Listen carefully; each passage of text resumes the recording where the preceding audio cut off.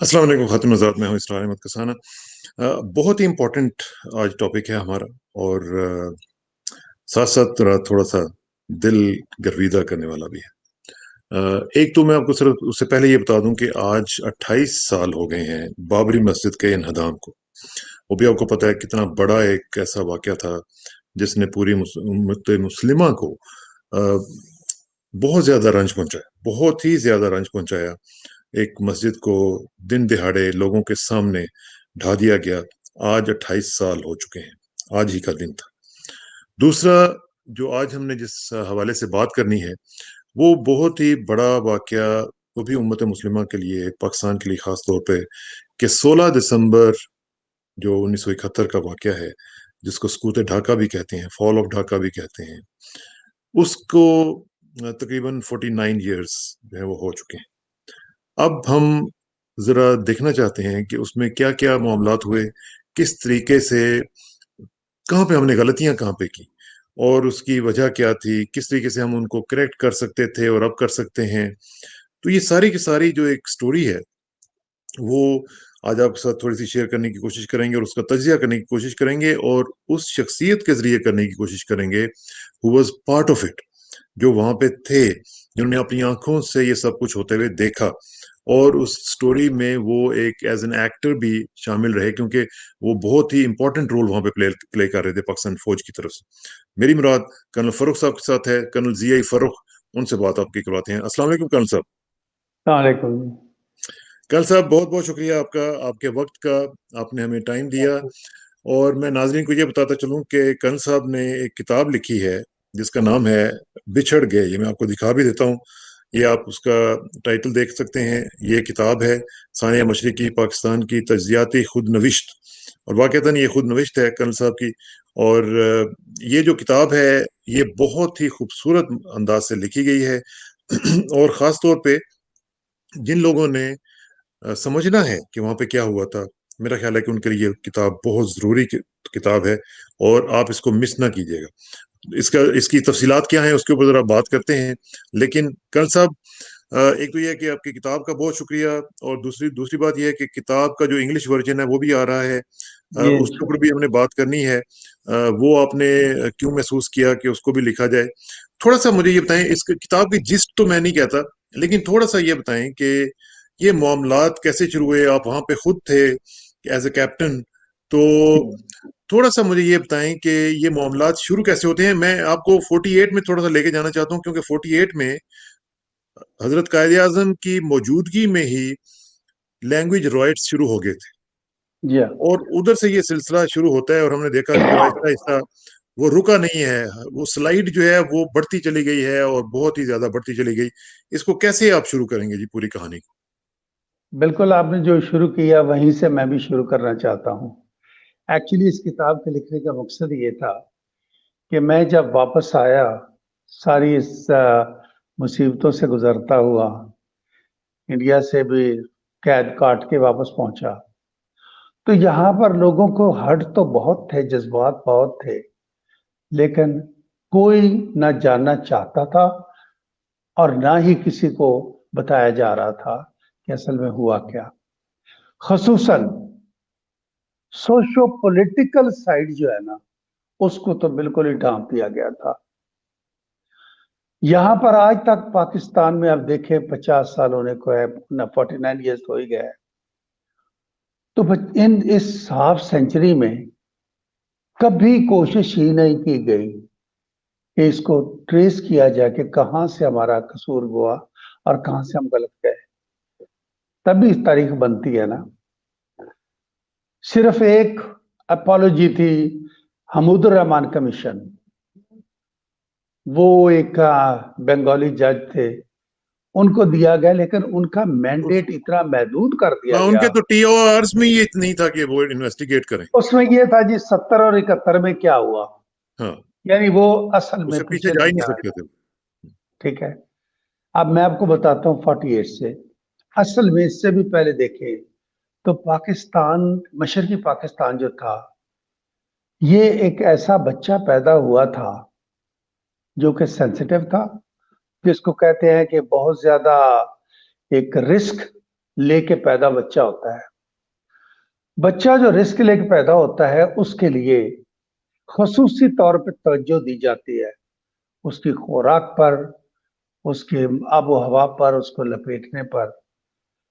तो हमारे जो आबा अजदाद थे, बाबा और उनके साथ जो थे कायद आजम के साथ, उन्हें यह था कि बहुत सारी चीजें हम बाद में आपस में सेटल कर लेंगे। लेकिन बाबा तो 1 साल के बाद चले गए। उसके बाद इसके लिए जो कुछ करना चाहिए था वो नहीं किया गया। दैट मीन्स मैंने तारीख के सारे औराक देखे हैं, मुझे नहीं मिला कहीं पर भी कभी तदब्बर से कोई बैठे हों कि ये दो खित्तों का जो एक मुल्क है, जो कभी भी दुनिया में ऐसा मुल्क पहले नहीं बना था और ना शायद आइंदा बनेगा, जिसके दो खित्तों के दरमियान में 1000 मील दुश्मन हो।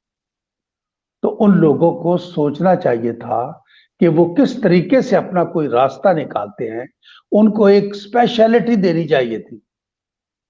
लिहाजा यहां पर जो हालात चलते रहे, वो तो क्या, कोई भी स्ट्रेटजी, कोई पॉलिसी, किसी किस्म की चीज 48 से 58 तक पाकिस्तान की तारीख के ये 10 साल, जिसमें तमाम स्ट्रेटजी बननी थी, पॉलिसीज बननी थी, जिसमें लिंकेज होना था, जिसमें हर चीज एक मुरतब होनी थी। 9 साल तो आइन भी ना बना ना। जी हाँ, तो बिल्कुल। ये हमारे ब्लैंक जाते हैं, खाली। इसमें जो भी जिम्मेदारान थे उन्होंने कुछ नहीं किया। बात इस दौरान में मशरकी पाकिस्तान को क्या क्या हुआ, गलत हुआ, एक तो मैं तो ये कह रहा हूं कि मिलना चाहिए था हमें कि बहुत अच्छे उसके लिए कुछ स्पेशलिटी करते।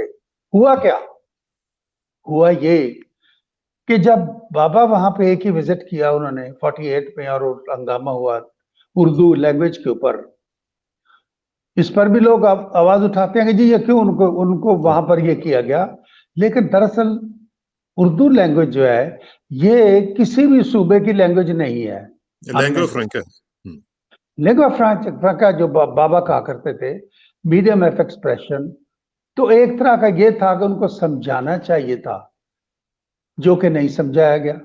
ये एक छोटा सा वहां पर जो जब इंसिडेंट हुआ, उसको बाद ये हुआ कि इनको पक्का जब किया गया 52 में, 52 में जहां पर जो असेंबली थी उन्होंने पास कर दिया कि लैंग्वेज फिर एक ही लैंग्वेज होगी, उर्दू होगी। उस अच्छा, पर एक एक हंगामा। एक कर्नल साहब, एक चीज मुझे यहीं पे जरा थोड़ी सी क्लैरिफाई कर दें। देखिए, जब कायद आजम के सामने ये मुतालबा पेश किया गया और फिर क्या, उन्होंने देखा कि मामला जो है वो खराब भी हो रहे हैं, तो ये तो क्रिटिसिज्म एक लोग जो करते हैं, मुझे ये बताएं कि क्या ये बेजा है कि कायद आजम क्यों नहीं इस चीज को भांप सके कि एक ऐसी कौम जो कि मेजोरिटी में है, एक ऐसा खिता जो कि बड़ा है, आबादी में बड़ा है, और जिस आप कह रहे हैं कि सेंसिटिव भी है, तो उसकी ये छोटी सी डिमांड जो थी वो तस्लीम कर लेते। वहां पे उनको कहते ठीक है जी, आप अपनी बंगाली बोलें, हम यहाँ पे उर्दू बोल लेंगे। इसमें क्या फर्क क्या पड़ सकता था? असल में बात ये थी कि इतनी जल्दी अब अगर आप जो बाकी खित्ते आपकी बाकी सारे इलाका है, ये वो चीजें थी जो कि सोच के करनी थी। बाबा स्ट्रेट अवे वहां पर अचानक मेरा ख्याल है नहीं दे सकते थे कोई भी राय, क्योंकि उनका जो रस्मुल खत था वो अरबी नहीं था, संस्कृत था।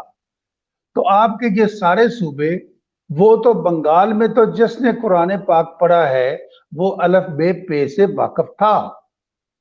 यहां पर कोई भी बंगाली के अलफ बे पे से वाकिफ नहीं था। लिहाजा उस खित्ते को स्ट्रेट अवे देना मुश्किल था। ये बाबा, इसके देखे मैं आपको एक बात बताता हूँ। मेरी पूरी मेरी एक यहीं पे एक छोटी सी, मैं आई एम सॉरी, क्योंकि मैं अपनी क्लैरिटी आपसे चाहता हूँ, मैं मेरी सीखना आप चाहता हूँ। जरूर कीजिए, एनीथिंग हाँ, एनीथिंग सर, जी। मैंने बहुत मैं वर्क देखिए, हुआ है। देखिए मेरी मेरी मेरी कंसर्न, मेरा पॉइंट ऑफ व्यू ये है कि कायद आजम जैसा शख्स जो था, उनको ये भांप लेना चाहिए था कि यहाँ पे ये चीजें out of proportion blow up हो जाएंगी। उनको पता भी था कि इंडिया जो है वो क्या करना चाहता है। अब मुझे ये बताएं, अब मैं कनाडा की बात करता हूँ। कनाडा में इंग्लिश और फ्रेंच दोनों नेशनल लैंग्वेजेस हैं। जो फ्रेंच इलाके हैं वहाँ पे फ्रेंच बोली जाती है, जो इंग्लिश है, और कई जगहों पे फ्रेंच एंड इंग्लिश दोनों बोली जाती हैं। और जो जिसने पार्लियामेंट का रुकन बनना होता है उसके लिए फ्रेंच वो कहते हैं जी कि आप सीख के आए। जो मिनिस्टर्स हैं उनको सीखनी पड़ती है, जो प्राइम मिनिस्टर है उसको सीखनी पड़ती है, दोनों लैंग्वेजेस। अब ये अगर यही मॉडल हम लोग वहां पे अपना लेते, उनको कहते जी ठीक है हम दो नेशनल लैंग्वेजेस उर्दू और बंगाली दोनों हम करते हैं, कोई ऐसा मसला नहीं है, क्या हो जाना था। मैं अर्ज करता हूं कि अगर ये कोई साल 2 साल बाबा और जिंदा रह जाते तो शायद ये भी हो जाता। असल में आप देखें, बाबा वहां पर गए थे 11 मार्च 48 को। दैट मीन्स उन दिनों आप हालत मुल्क की क्या थी, उस तरफ भी मैं आता हूं जरा थोड़ा सा।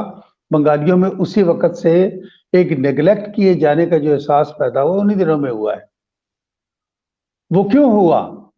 हालात का जबर था जो कि एक्सप्लेन नहीं किया गया। देखें, इस तरफ तमाम एक्टिविटी उन्होंने कहा जी यहाँ आ रही है, लोग यहाँ पर विजिट कर रहे हैं वेस्ट पाकिस्तान में, यहाँ पर उनको फॉरेन एड आ रही है, सारा कुछ आ रहा है। हालांकि वजह क्या थी? वजह ये थी कि एक तो लाखों जो आपके दरिया अटे पटे पड़े थे इसके साथ, लाशों के साथ, वो भी इधर ही था। फिर उसके बाद लाखों बेघर थे, उनको आबाद करना भी इधर ही था। फिर कश्मीर की जंग शुरू हो चुकी थी, वो भी इधर ही थी। फिर वो कश्मीर की जंग में जो रखना अंदाजी ब्रिटिश कर रही थी, गवर्नमेंट कर रही थी, उसके लिए आपको लश्कर भेजने पड़े, वो भी वेस्ट से थे। दारुल खिलाफा भी इधर था। इसलिए जो तमाम एक्टिविटी का मरकज था, फोकस वो वेस्ट पाकिस्तान पर होना था। ये हालात का जबर था। लेकिन इस चीज को एक्सप्लेन करना चाहिए जब भी कोई ऐसी हालत आती है। ये एक्सप्लेन नहीं किया, बाबा को तो टाइम ही नहीं मिला। उसके हाँ बाद वो उनके काफी बीमार हो गए। उनके और सेहत के भी उसके इशू बाद, जी हाँ, उसके बाद मैं ये अर्ज करता हूं कि ये सारी जिम्मेदारी मैं उनको 48 to 58 वालों को देता हूं।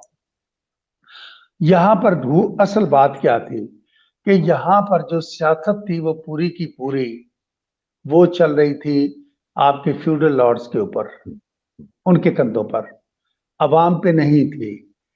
जमहूरियत का कोई नामो निशान नहीं था। ये अभी यहां लग रही थी। वेर एज मशरकी पाकिस्तान में हर बंदा अवेयर था उनके साथ। पॉलिटिकली बहुत एक्टिव और एस्ट्यूट जी लोग थे। हाँ, इसलिए उनके साथ सदियों से जो ज्यादतियां होती आ रही थी। फिर वो थोड़े से खित्ते के लोग थे। एक 54,000 स्क्वायर माइल का खित्ता था जिसमें हाँ 2/3 पानी था। दैट मीन्स 18,000 18 मुरब्बा 19 मील।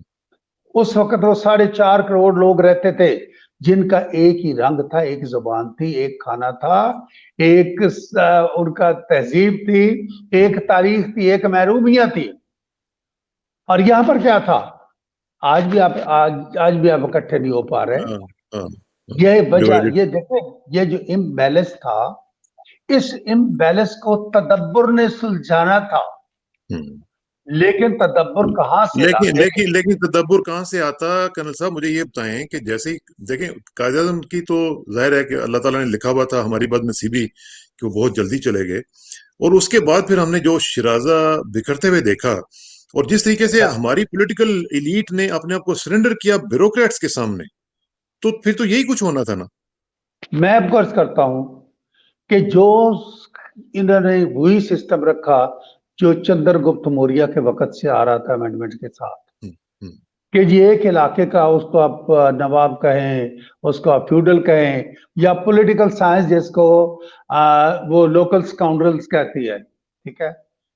उनका काम था कि उनको दे दो हुक्मरानी अपने इलाके की, बादशाहत, ठीक है। वो दबा के रखेंगे जमहूर की आवाज को और सजदा रेज हो जाएंगे हुकूमत को, पावर को। वाइस राय तो बहुत दूर की बात थी, उनके लिए तो डिप्टी कमिश्नर के ही काफी था। हमारे लोगों ने, सियासतदानों ने, इनको चाहिए था कि ये मिल जाते आपस में और जमहूरियत का पौधा लगाते, नर्सरी लगाते। ये मिलकर इन्होंने क्या किया?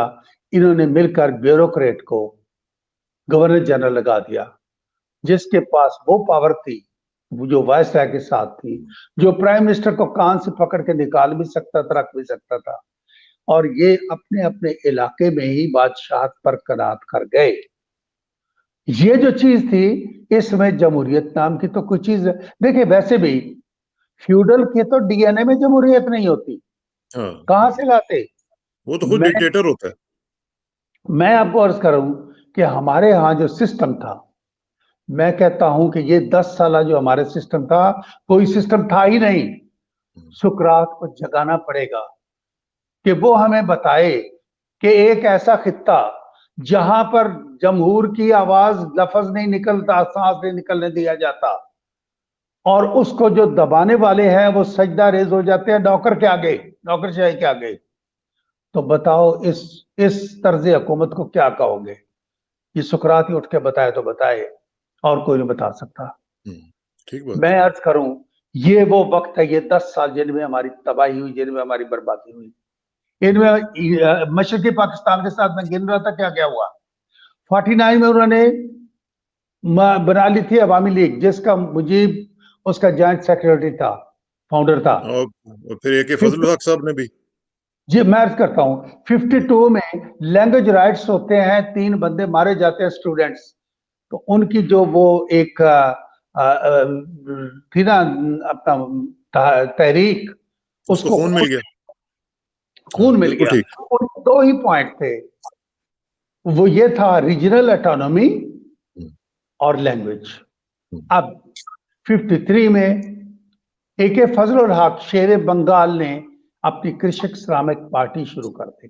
और ये वही हैं जो करारदादे पाकिस्तान वाले। जी बिल्कुल वही है।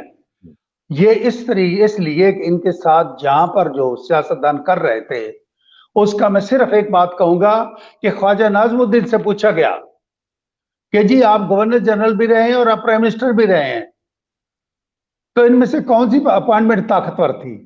उन्होंने कहा, जब मैं गवर्नर जनरल था तो प्राइम मिनिस्टर ताकतवर था, और जब मैं प्राइम मिनिस्टर बना तो गवर्नर जनरल ताकतवर था। हम्म, इस एक फिक्रे में उनकी पूरी एक जो है उनकी महरूमी का एक हम्म, अंदाजा उस वक्त से होता है जो उनके साथ हुआ। अब उसके बाद मजेदार बात बनती है कि 54 आ जाता है जी। 54 में वहां पर अपनी जो असेंबली वो बनाते हैं, हुकूमत बनाते हैं बंगाल की, वहां पर वो जुगतू फ्रंट बनाते हैं, और मौलवी फजले हक जो है उन्हीं को आज बन जाता है।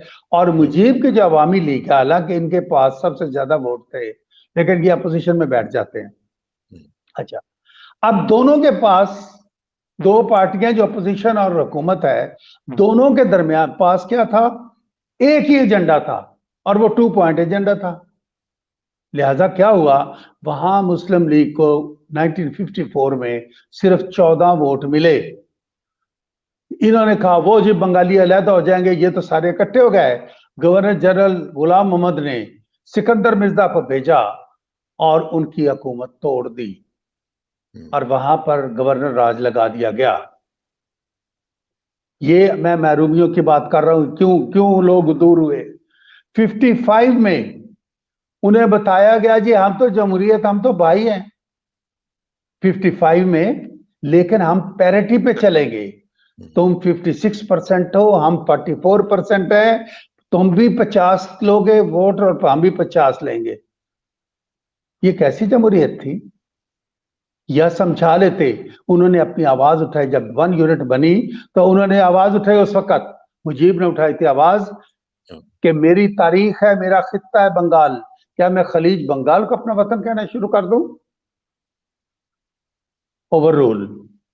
56 का आईना आता है, वो वैसे भी इस काबिल नहीं था कि वो चलता। हाँ, और पैरिटी में उसमें सबसे बड़ी उनको दुख थे, ये अब सब दुख बनते आए थे। विद द रिजल्ट 1957 में मौलाना बाशानी ने तहरीक चला दी, जिसका था बाय बाय पाकिस्तान।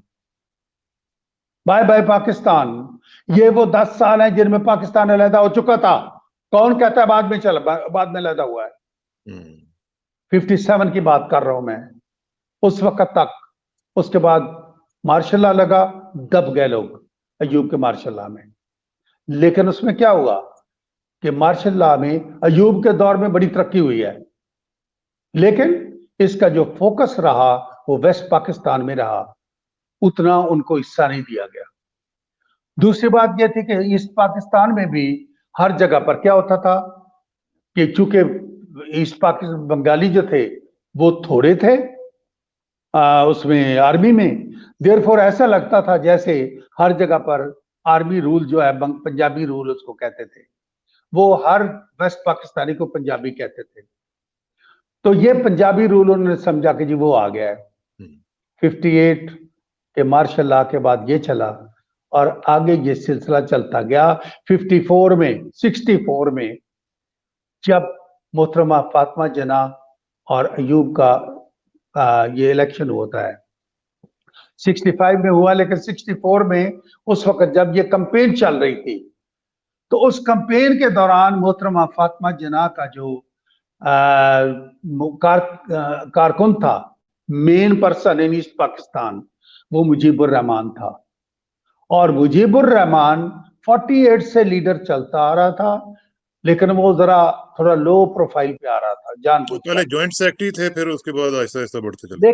लेकिन उसने 64 में अयूब को वहां हरा कर, वो मोहतरमा फातिमा जना नहीं हराया था, वो साबित हो चुका। पढ़ने वालों के लिए मैं सिर्फ ये कहता हूं कि काश तदब्बर वाले भी कोई दो समझ चार रहे। होते, काश कोई दानिशवर भी होते, इंडिकेटर्स पढ़ते हैं ये। अदरवाइज सियासत जो नजर सामने आती है, अगर उसको 10-20 आगे ना पढ़ा जाए तो उसके नतज होते हैं। उसने साबित कर दिया कि अयूब के उस यूथ का सारे उन लोगों का जो एक लीडर है वो मुजीब है। उसने साबित कर दिया कि वहां अयूब को भी हराना हो तो मुजीब हरा सकता है। मोहतरमा फातिमा जना को भी यहां पर जब अयूब के सामने खड़ा किया गया, ये भी तो एक विकेटनेस थी।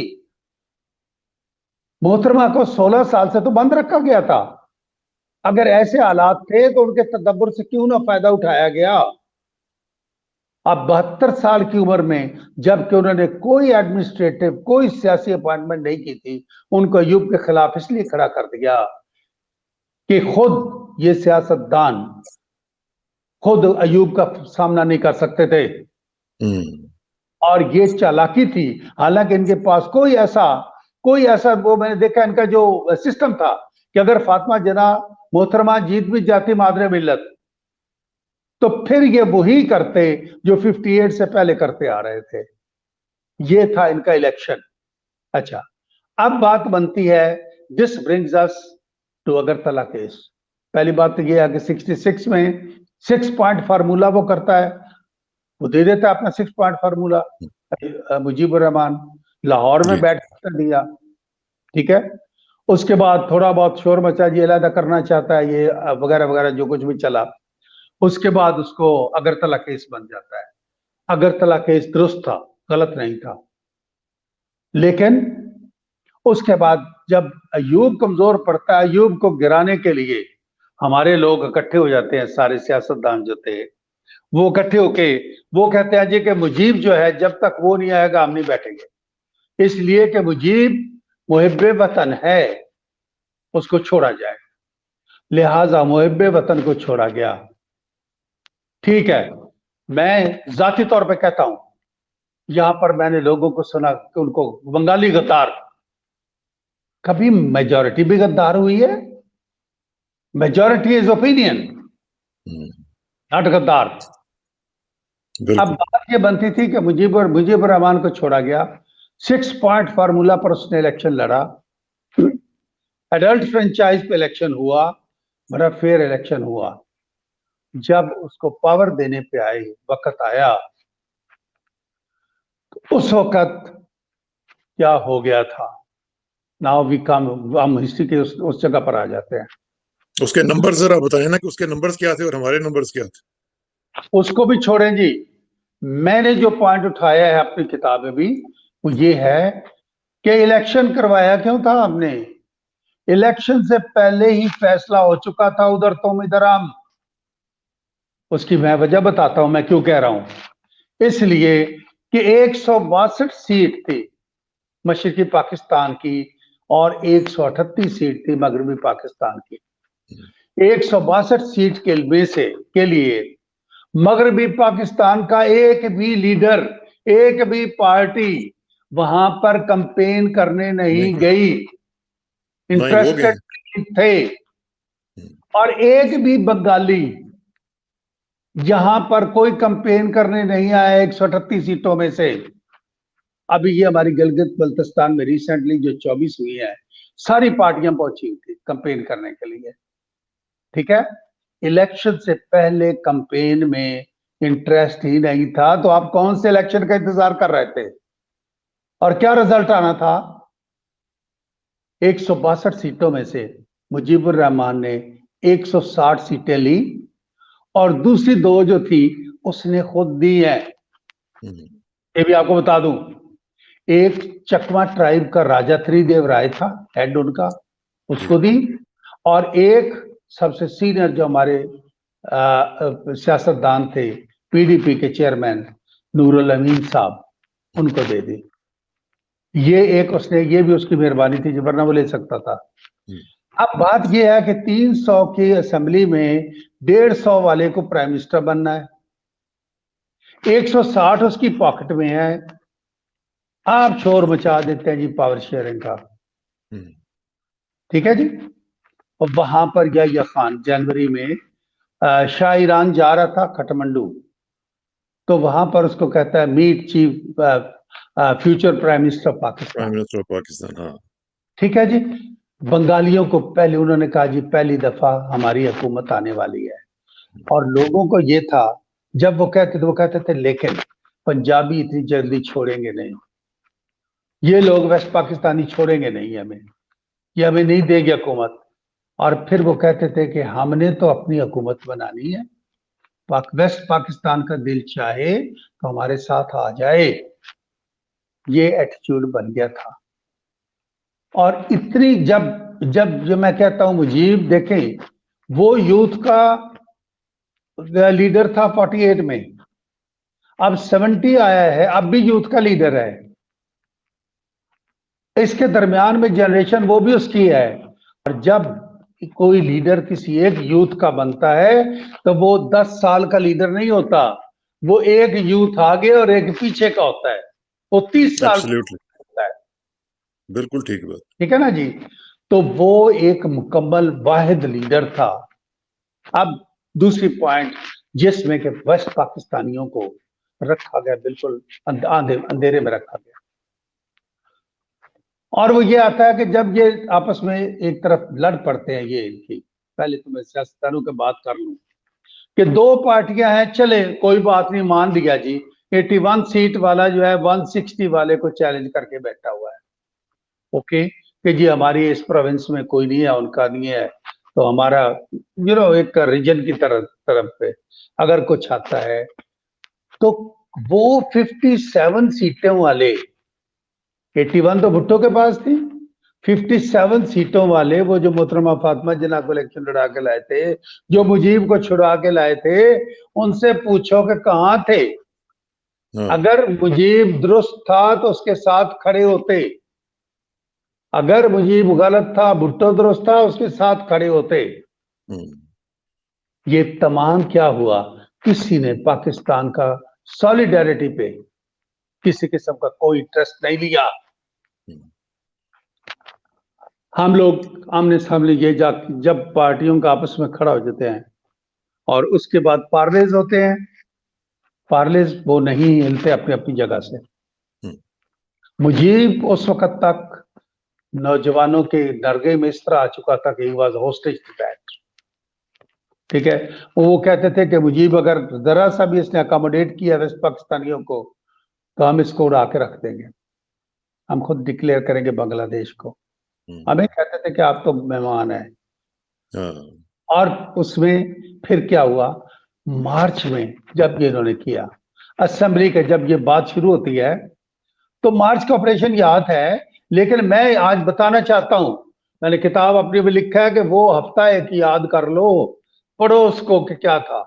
फर्स्ट वीक ऑफ मार्च वो क्या होता है कि 28 दिसंबर का, फरवरी को मुजीब को बता दिया जाता है, कॉन्फिडेंस में लेता है एसएमएसएन गवर्नर कि भाई पोस्टपोन हो रहे हैं, होने वाला है। उसने कहा जी अगली डेट दे दो, कुछ दिनों 8-10 दिन की बात, 15 दिन की बात, तो मैं संभाल लूंगा लोगों को। अगर ऐसा नहीं होगा तो हमारे लिए बड़ा मुश्किल होगा, मेरे लिए संभालना। अब 1 तारीख को, 1 मार्च को, लेकिन उस रात को नौजवान तैयार हैं डंडे सोटे लेकर, उसकी फोर्स तैयार बैठी है, उनको उसने बता दिया हुआ था। 1 मार्च को, 1 मार्च को 1:30 पर रेडियो पाकिस्तान से अनाउंस होता है कि गैर मुअय्यना मुद्दत के लिए को मुलतवी कर दिया गया। अच्छा अच्छा, कर्ण साहब एक चीज थोड़ा सा मैं माजरत के साथ, ये जो run up to the operation है इस पे हम आते हैं, लेकिन मेरा ख्याल है कि थोड़ा सा जरा पहले मुझे ये बताएं कि ये जो मामला चल रहे थे, जिसमें ब्यूरोक्रेट्स भी आ रहे थे, जिसमें गवर्नर जनरल्स भी आ रहे थे, जिसमें अयूब खान साहब भी थ्रू आउट हमने देखा कि किसी न किसी कैपेसिटी में वो शामिल रहे, और फिर जाहिर है कि आइन का भी सिलसिला हुआ, और फिर वो भी, मुझे ये बताएं कि इसमें जो कहा जाता है कि जी जमहूरियत होती तो ये होता, और फौज ने ये कर दिया और फौज ने कर दिया, फौज तो शुरू से साथ शामिल थी। जनरल अयूब जो थे वो तो हर कैपेसिटी में वहां पे मौजूद थे पहले से, तो इसमें क्या क्लैरिटी है? इसमें मुझे कोई, मैं आपको एग्जैक्ट बताऊं जो मेरे अपना जाती राय है जी। वो ये है कि ब्यूरोक्रेसी ने जब टेक ओवर किया तो अयूब उनका साथी था, बन गया, पहले नहीं था। इसलिए कि टेक ओवर करने वाले आपके पास सियासतदान कोई तजुर्बाकार था ही नहीं। एक बाबा थे और एक जमहूरियत को समझते थे लियाकत अली खान, जिनके साथ किसी ने कोऑपरेट नहीं किया और फाइनली कत्ल कर दिया। अब बात ये थी कि टेक ओवर जो किया एडमिनिस्ट्रेशन को, वो ब्यूरोक्रेसी ने किया, और ब्यूरोक्रेसी को सपोर्ट कर रही थी military bureaucracy, I call it. और अयूब को मैं कहता हूं कि ये जो ब्यूरोक्रेसी का दौर है, he was extension of that bureaucratic दौर। मेरे नजदीक ये कोई आर्मी लेके नहीं चढ़ा आज तक, ना आर्मी ने जाके कोई शबखून मारा। ये शबको, ये सारा जो है ये मुतवातर, इसको खुद तो पहले यूनिफॉर्म में जाके लाके बिठा दिया गया वहां पे। एक चीज मैं पाकिस्तानियों से हमेशा कहना चाहता हूं कि खुदा के लिए सियासतदानों को मफूल मत बनाओ, मामूल। कि जी आमिल और मामूल होता है ना, घूम जा के जी जिन के सामने वो घूम रहते हैं, 4.5-5 साल हुक्मरानी करते हैं और बाद में कहते हैं जी हमें फौज ने करवाने नहीं दिया। अरे भाई तुम क्या हो?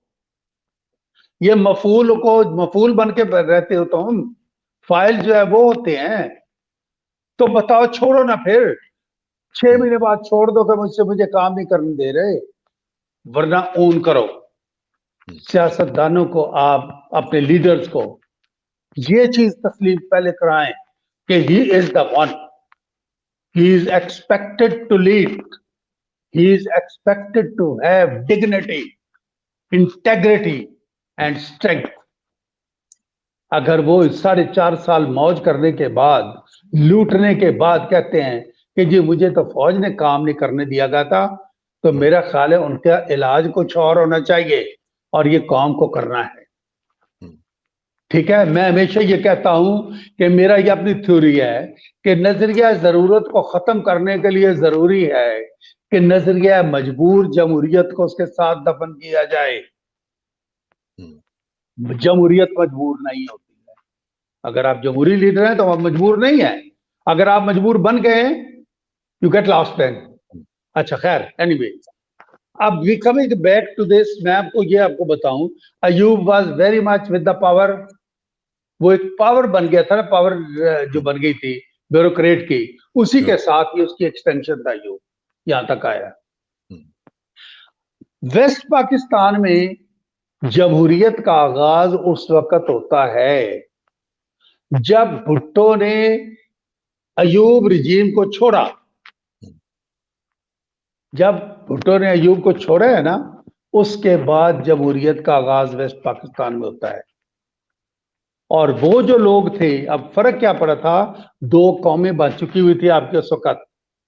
ये जो है अयूब छोड़ को 66 में छोड़ता है, 67 में पार्टी बनाता है। तो जब मुकाबला होता है तो इनकी इमेच्योरिटी थी इनकी पार्टी में, 3 साल पुरानी थी, और उनमें से भी पहले अयूब के खिलाफ नारे और फिर रोटी कपड़ा मकान का नारा, अभी तक ये संभल नहीं पाए थे। और वो लोग 22 साल से जख्म खा खा के वो एक कौम बनते जा रहे थे और बन चुके हुए थे। ये था मुकाबला जब आप यूथ का दोनों तरफ से करते हैं। और यूथ का हमारे यहाँ भी सिकंदर मिर्जा को ही देख लें। सिकंदर मिर्जा भी जो थे, वो भी या तो देखे ना, बेसिकली तो कैप्टन थे, फिर उनको ऐसे खाम में तरक्कियां दे के पता नहीं मेजर जनरल बना दिया, क्या बना दिया, नहीं, थे तो वो उसको ऐसे ही ब्यूरोक्रेट। कहते हैं, वो ऐसे ही कहते हैं उसको। कोई तरक्की नहीं दी किसी ने दी। देखिए सिकंदर मिर्जा 1920 से लेकर 1925 तक ब्रिटिश गवर्नमेंट में 4.5 साल ये सर्विस करते रहे, कप्तान हुए। और फिर जैसे एडमिनिस्ट्रेशन में चले जाते हैं, he was transferred properly to the public administration. ठीक है जी, वो ब्यूरोक्रेट था पक्का। और इनके साथ था, इसका था गवर्नर जनरल अमीर जो है अपना गुलाम मोहम्मद, उनके साथ का था वो। उनके साथ उनके जूनियर जो है, अमीन को 5 साल उनसे जूनियर था ये। ठीक है जी, उनके साथ मिला हुआ था। और तीसरा उनके आगे अयूब था। तो जब पहला खत्म डाउन हुआ, कमजोर हुआ, तो दूसरे ने टेक ओवर कर लिया। जब वो कमजोर हुआ तो अयूब ने टेक ओवर कर लिया। ये हमारी तारीख है। तो ये फिर वो ये जिस तरह कायदे आज़म के बारे में कहा जाता है, पता नहीं वो सही है या गलत है, कि जी मेरी जेब में सारे खोटे सिक्के हैं, तो वो फिर सारे खोटे सिक्के निकले थे, कोई भी उनमें से कोई काम का तो नहीं निकला। अगर कायदे आजम ने कहा है तो मैं कहता हूं एग्जैक्ट कहा है, ठीक कहा है। ठीक है। अब मैं इसलिए कह के मैं सिर्फ ये कहता हूं, मैं हमेशा किसी को कुछ नहीं कहता, मैं सिर्फ तारीख की बात करता हूं, सामने खोल के रख देता हूं कि भाई इसका इफेक्ट देख लो। अब मेरी बात सुने। जब मैं वापस आया तो पकड़ा, मेरे अपने कॉलेज में मुझे इनवाइट किया गया। ठीक है जी, कि जी वहां पे क्या हुआ। अब मुझे कुछ आइडिया तो हो गया था कि सारा जो है ना मलबा पूरा आर्मी पे डाल दिया गया है। ठीक है, विदाउट नोइंग कि आर्मी को बताए, यहां लोगों को पता ही नहीं कि किस हालत में यहाँ पे आर्मी लड़ाई गई है।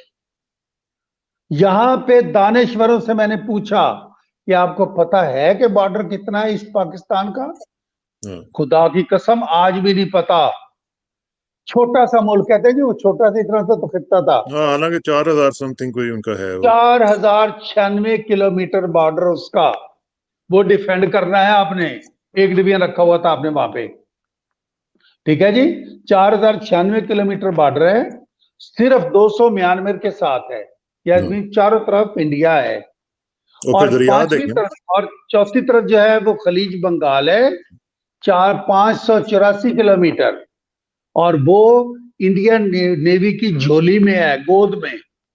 एब्सोल्युटली। मैं आपको ये कहा करता हूं कि अगर उस खित्ते को रखना था, किसी को स्ट्रेटेजिस्ट को चाहिए था, तो दो ही सूरतें थी। या तो आप अमेरिका जितना सख्त तो बनते और इसे इजराइल बना के आप हिंदुस्तान के सीने में गाड़ देते, या आप अमेरिका बनते और इंडिया को अपना कनाडा बनाते और ये आपका अलास्का होता।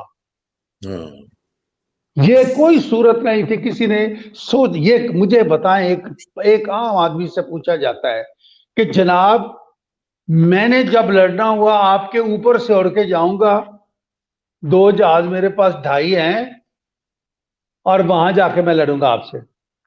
इवन जो बाद में आपने आर्मी जहां से जो लोग भेजे हैं, बूढ़े थे, उनको जिनको आंखों से नजर नहीं आता था, अल्लाह गवाह है कि रात को अंधेरा उनको नहीं नजर आता था, और वो रोटी नहीं चबा सकते थे, ऐसे लोग आपने भेजे। और आपने जो यहां से इन्फोर्समेंट भेजी, जो डिवीजन कहते हैं 2 भेजे, उनके पास टैंक्स और बड़ी गने और बड़े हथियार यहीं रख लिए। ठीक है, वहां पर उनसे पूछे, 34 दरिया थे वहां पर। एक दरिया आपके दरिया सिंध से 4-4 गुना बड़ा था। 35 दरियाओं के अंदर जब आप यूं फेंक देते अपनी फोर्स को, तो आप उसको क्या फोर्स कहेंगे? लेकिन मैं आपको एक बात बताऊं, आपके सिपाही, जब मैं कहता हूं, मैं जर्नैल से भी कहता हूं, आज लोग नाम सिर्फ जनरल, 2 जनरलों को याद इन्होंने रखा 71 में, एक न्याजी को और एक याहिया को। और ये बाबा खुदा के बंदे भी बड़े थे, ऐसे नहीं है कि वो सिर्फ यही 2 जनरल रह गए थे, 4 जनरल थे वहां पर मौजूद। एसएम हसन था एडमिरल, साहबजादा याकूब खान था रऊफ फरमान भी थे। कमान, आपका राजा खादम हुसैन था, आपका जीओसी, और चौथा था फरमान अली मार्शल एडमिनिस्ट्रेटर रऊफ उसका जो फरमान था। थे। हाँ। चारों ने कहा था कि ऑपरेशन मत करना, ये मुल्की सालमियत के खिलाफ है। मैं आपको सिर्फ ये बताना चाह रहा हूं, जो चीज छुपाई गई है लोगों से, हमारे अच्छे भले लोगों को नहीं मालूम, वो है मार्च का पहला हफ्ता, जिससे हमारी बात दरअसल इधर उधर हो गई। मार्च के जिस दिन पहली तारीख को ये ऐलान हुआ, उसी दिन 1:10 पे ऐलान हुआ, 2 बजे तक तमाम दुकानें तोड़ दी गई थी बिहारियों की और नॉन बंगालियों की, और जहां मिले थे वहां मारा गया था आधे घंटे के अंदर अंदर। उसके बाद इन्होंने कहा जी आर्मी लाओ, आर्मी नहीं आना चाहती थी। शफीउल आजम वहां पे चीफ सेक्रेटरी था, वो मुजीब से डायरेक्शन ले रहा था। ये चाहते थे कि आर्मी आए और 2-4 बंदों को खड़काए। आर्मी को मजबूर किया गया 2 मार्च को कि आर्मी आए, और 2 मार्च को आर्मी को भेजा गया कि जी आपने फायर नहीं करना, आप सिर्फ शो ऑफ फोर्स करें। जब शो ऑफ फोर्स किया, उसके ऊपर आर्मी के ऊपर जब बरसाए गए, पत्थर बरसाने शुरू कर दिए, गालियां निकाली, तो भी आर्मी ने बर्दाश्त किया। लेकिन उसके बाद ट्रकों पर हमला हुआ तो रात आर्मी को फायर करना पड़ा। 6 आदमी उनके मरे। मर गए, उनको भी खून मिल 3 गया। तारीख को वो उसने सड़क पे रख के मुजीबुर रहमान ने तकरीर की, आग फेंकी, और पूरे मुल्क में आग लग गई थी उस वक्त। तकरीबन उन 3-4 दिनों में, 2-3 दिन जो थे, इसमें कुछ 4,000 बंदा मरा है। ये तारीख आपकी छुपा के बैठे हुए हैं। मैंने ये भी लिखा है कि एक एक मेरी तो डेट ही याद है। 5 तारीख शाम को इन्होंने कहा कि जी आर्मी को निकालो, प्रोवोकेशन की वजह से हालात खराब हो रहे हैं। 5 तारीख को आर्मी को वापस बुला लिया गया। 6 तारीख से मुजीब के हर जगह पर मुजीब के वॉलंटियर्स को हैंड ओवर कर दिया गया था ईस्ट पाकिस्तान। आपके एयरपोर्ट पर आपके कैंटोनमेंट जाने वालों की घड़ियां उतरवा ली जाती थी, यहां तक था। और फिर उसके बाद ये था उनका कि 7 तारीख को उसने ऐलान करना था। लोगों का ख्याल था कि ये बांग्लादेश की आजादी का ऐलान 7 मार्च को करेगा। ये 7 मार्च को टिक्का खान भी पहुंचा उस दिन 3:30 बजे, उसकी भी तकरीर हो रही थी, इधर से टिक्का खान उतर रहा था, और इसको पहले उन्होंने रोक दिया था कि ये अंदर नहीं जाएगा 7 तारीख को। लेकिन फिर क्या हुआ कि 6 तारीख की रात को मुजीब के घर मीटिंग हुई। उन्होंने कहा कि आर्मी जो है, कल आर्मी तैयार बैठी है, ये मरे मारेंगे, बंदे मर जाएंगे, लेकिन आर्मी का जिस तरीके से हमने रसद बंद किया हुआ है, कंट्रोल हमारे पास है, ये 2 हफ्ते 3 हफ्ते से ज्यादा नहीं चल सकेगा, क्यों बंदे मरवाते हो। फिर उस दिन सुबह रात को इन्होंने, मुजीब ने बंदे भेजे जीओसी के पास कि मुझे गिरफ्तार कर लो आज रात को, मुझसे नहीं संभाला जा रहा। ताकि मकसद ये था कि उसी दिन आर्मी वाले गिरफ्तार करें और ये बहाना बन जाए, और सुबह ऐलान हो जाए। 7 को बनना था इसने बांग्लादेश। उस वक्त राजा खादम हुसैन ने कहा कि मुजीब बेहतर समझ सकते हैं, उन्हें कहें कि खुद संभालें। अगर किसी ने पाकिस्तान की सॉलिडारिटी की तरफ इशारा कोई बात की तो मैं फौजी हूं, मैं अपनी तमाम गनें इस्तेमाल करूंगा। उसके बाद ये अमेरिकन, उसको फॉकलैंड उसका नाम था, सुबह उसको मिला है। उसने बताया कि आर्मी तैयार है, आर्मी तुम्हें इस तरह जाने नहीं देगी। फिर 7 तारीख को बजाय ऐलान करने के, इसने फटाफट 4 डिमांड दे के मुजीब चला गया। उस दिन ये गए हैं, उस दिन टिक्का खान लैंड किया। उसने कहा जी हमारा मेहमान है, कोई नहीं उसको आने दो। तब इसको इजाजत मिली अंदर आने की। जाते ही इसने ऐलान किया कि जी मुझे करो, अपना चीफ जस्टिस को बुला भेजा। उन्होंने इनकार कर दिया, कोई हमने कसम नहीं लेनी तुम्हारी, यू आर नॉट लीगल। ठीक है, कंट्रोल ऑलरेडी उनका था। जब 7 तारीख से कंट्रोल था तो कौन अरस्तु था जिसने कि फिर 25 को ऑपरेशन करवा डाला? ठीक है, 25 की ये हालत थी। अब मैं आपको थोड़ा सा ये बताऊं, उस रात को मैं पील खाना में था, हेडक्वार्टर एपीआर में। मैं एपीआर में पोस्टेड था, जहां पर 2,500-3,000 बंदा वहां मौजूद था उनका। ये जरा वो एपीआर सारे बता दें कि एपीआर क्या होता है कंसर? एपीआर ईस्ट पाकिस्तान राइफल्स, ये उनका पैरामिलिट्री फोर्स थी। और अंदर ही अंदर वो सारे के सारे उनके हुक्म के ताबे थे। हम बीच में इक्का दुक्का जो फिर रहे थे, हमें तो ये डर लगता था कि हम तो आपस में बात भी नहीं खोल के कर सकते थे। हाँ हाँ। उन्होंने रात को तैयारी की हुई थी 3 बजे हमें खत्म करने की, 25-26 की रात को। और हम उनको 1 बजे पड़ गए। उस ऑपरेशन की ये वजह थी, 2 घंटे पहले। और ये चीज थी जिसने कि हमें बचा लिया उस रात को। उस रात मैं खुद हैंड टू हैंड फाइट में मैं शामिल था। उसके बाद महीने के अंदर हमने ये इसमें तो कर लिया। इसमें कर्ण साहब अब असल में टाइम की चूंकि किल्लत है, मैं चाहूंगा आपसे, रिक्वेस्ट मेरी ये होगी कि आप हमें दोबारा टाइम दें, क्योंकि ये एक एपिसोड में बात मुकम्मल होने वाली नहीं है। जी एक तो बिल्कुल। ये है कि वैसे भी आपका माशाल्लाह इतना, एक तो फर्स्ट हैंड नॉलेज है, दूसरा ये कि आप वो स्कॉलर सोल्जर की तरह का एक जो होता है आदमी, you are one of them. और ये आपका एक माशाल्लाह बड़ा कंट्रीब्यूशन है कि आपने कम से कम, मैं समझता हूँ कि हैट्स ऑफ टू यू, कि जो लोग अपने एक्सपीरियंसेस को बुक की शक्ल में लेके आते हैं, मैं समझता हूँ कि specially those who are in the forces, ये उनके ऊपर रिस्पॉन्सिबिलिटी है जो आपने पूरी की है। मैं उसके लिए खास तौर पे आपका शुक्रगुजार हूँ जी। Thank you very much. हम ऑपरेशन तक पहुंचे हैं। हम ऑपरेशन उसके तक पहुंचे बाद हैं। इसमें देखें, हम एक इसमें और दो तीन, सेशन कर लेंगे, इसमें और जिसमें सेशन कि करेंगे, ऑपरेशन की सिविल बात वार करनी है। हाँ जी, या इसमें सिविल वॉर की बात करनी है, ऑपरेशन की बात करनी है, और फिर इंडिया का रोल जो है वो भी बात करनी है। और तीसरा ये कि जो पीओडब्ल्यू के तौर पर जो आप वहां पे रहे थे जंगी कैदी बन के, उसमें क्या हुआ, वो भी एक बहुत जबरदस्त एपिसोड है, वो भी हमें करनी चाहिए।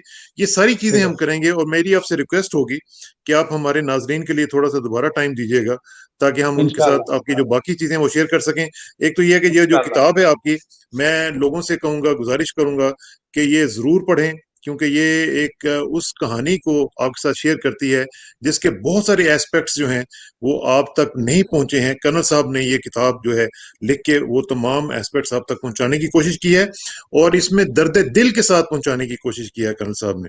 और कर्नल साहब का जो रोल है, इसमें एक चीज और भी मैं बता दूं कि इसमें कर्नल साहब की अपनी भी एक कहानी है। कर्नल साहब, वो भी, उस पर भी बात करनी है हमने, क्योंकि जो बिछड़ गया है, बिछड़ गए हैं, ये आपकी पर्सनल एक स्टोरी भी है, वो भी हमने शेयर करनी है नाजरीन के जी साथ। बिल्कुल बिल्कुल। तो मैं आपका शुक्रिया अदा करना चाहता हूँ कर्नल साहब, और थैंक यू आपके वेरी साथ मच। इंशाल्लाह रब्ता रहेगा। मैं आपकी कन्वीनियंस के मुताबिक, जैसे ही आपको टाइम होगा, दूसरा टाइम लेके तो फिर दूसरा शो एनी ज्वाइन। टाइम की I am at your service. बहुत बहुत शुक्रिया। इंशाल्लाह। और आखिर में दुआ कि मेरी इज्जत के लिए काफी है कि मैं तेरा ही बंदा हूँ, मेरे सही। फखर के लिए काफी है कि तू ही मेरा परवरदिगार है। तो बिल्कुल उसी तरह जिस तरह मैं चाहता हूँ, मुझे भी उसी तरह बना दे जिस तरह तू चाहता है। स्पुरदम बतुमा केशरा, तू दानी हिसाब कम बेशरा, मुझे इसरा किसाना को और कर्नल साहब को इजाजत दीजिए। जल्दी मुलाकात होगी इंशाल्लाह। अल्लाह हाफिज।